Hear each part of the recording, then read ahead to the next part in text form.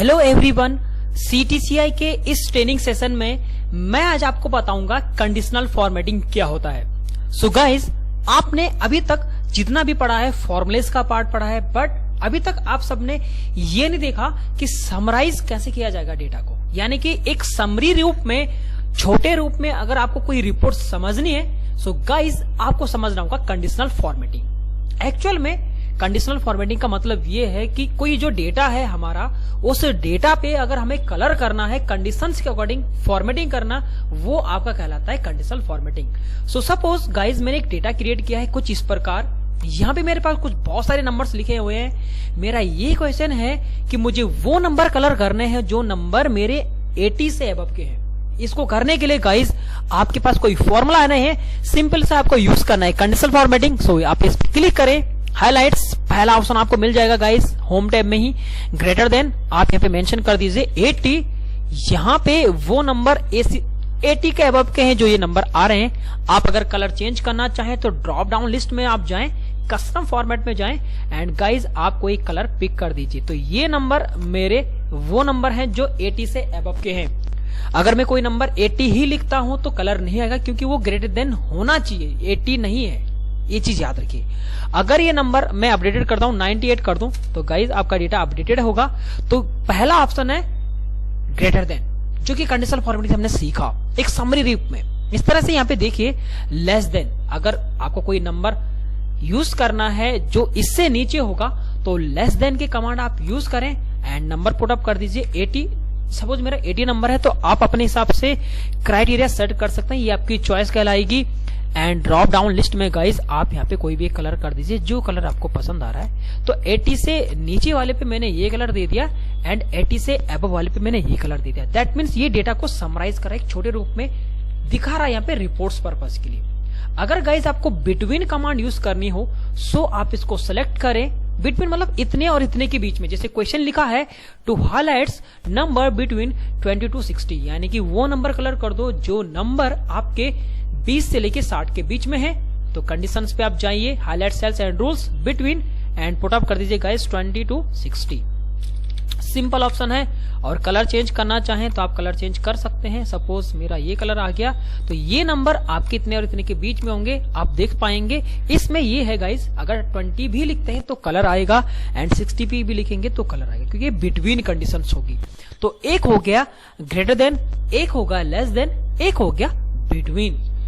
So guys, अगला option आपको मिलता है यहाँ पे इक्वल। इक्वल टू का मतलब ऐसा सेंस है, मेरे पास जो नंबर्स हैं अभी वो 100 के लेस देन है। सो मैं इसमें से कोई एक नंबर पर्टिकुलर ढूंढना चाहता हूं, जैसे वो नंबर 100 हो सकता है या वो नंबर 95 है। तो कोई एक नंबर अगर आपको ढूंढना है तो गाइस कंडीशनल फॉर्मेटिंग में आप यूज करें इक्वल एंड मैं लिखता हूं 95। 95 जितनी भी बार होगा गाइस वो कलर हो जाएगा। तो इसको कहेंगे इक्वल, मतलब बराबर, जो उसके इक्वल है।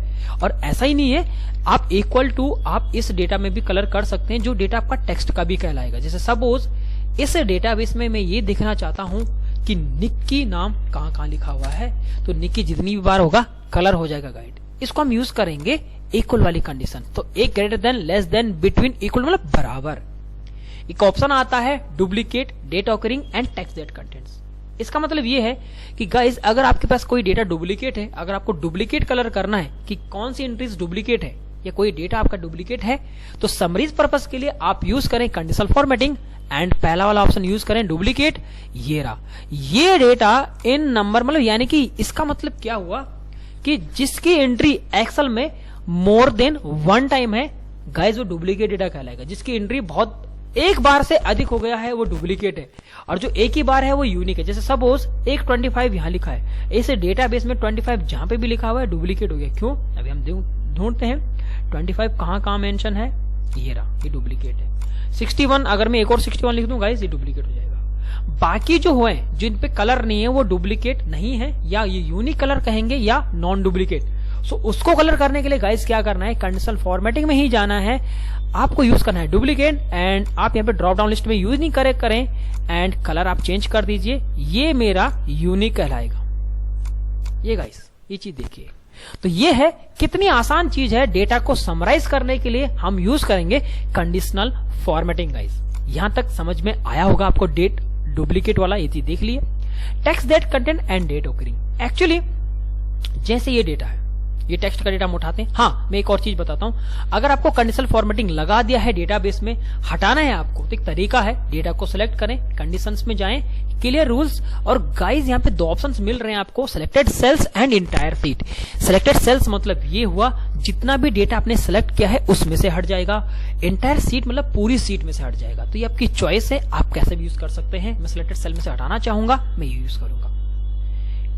कंटेंट गाइस ये कहलाता है टेक्स्ट दैट कंटेंट, मतलब ये होता है कि अगर कोई एक पर्टिकुलर डेटा आपको ढूंढना हो, जैसे मैं ये देखना चाहता हूं कि ए कहां लिखा हुआ है, तो ए इन नामों में ए लिखा हुआ है गाइस। यहां पे जैसे एक निक्की का नाम है, इसमें ए है ही नहीं क्योंकि वो निक्की है, NIKKI, दैट मीन्स उसमें ए फाइंड आउट नहीं हुआ। ये चीज है कि किसी एक कंडीशन को अगर आपको ढूंढना है ए, जैसे मैं लिखता हूं ए के साथ एम कहां है, तो गाइस ए तो था, हर जगह था, जैसे सोनिया के नाम में भी ए है, मुस्कान के नाम में भी ए है, बट ए के साथ एम, मतलब जहां तक लगातार लिखा हुआ है वो ए के साथ अमन के उमार में ही लिखा है, ए के साथ एम। तो ये कुछ कंडीशन है, आप सिंगल कंडीशन भी ढूंढ सकते हैं and you can find out multiple content also.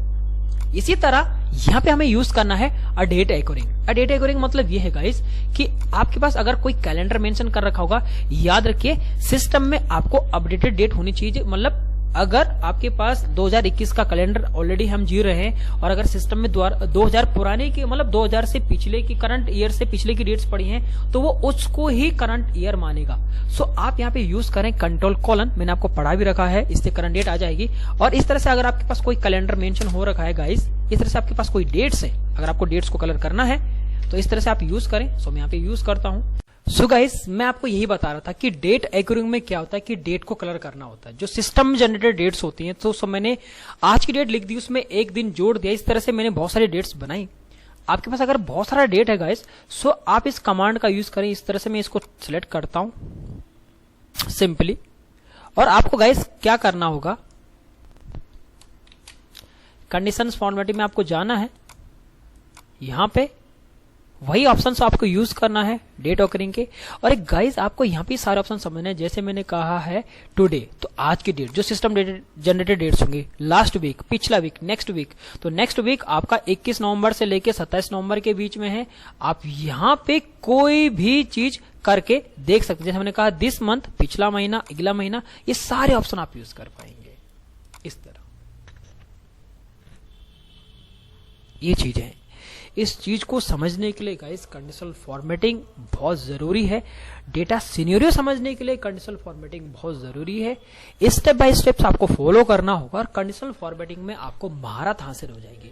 सो ये कंडीशनल फॉर्मेटिंग हमारा पार्ट 1 था। पार्ट 2 जल्दी ही वीडियो लॉन्च होगी और इसको बखूबी प्यार दीजिए। आप लाइक करिए, शेयर करें, सब्सक्राइब जरूर करें हमारे चैनल को एंड कमेंट करना ना भूलें guys. Thank you so much.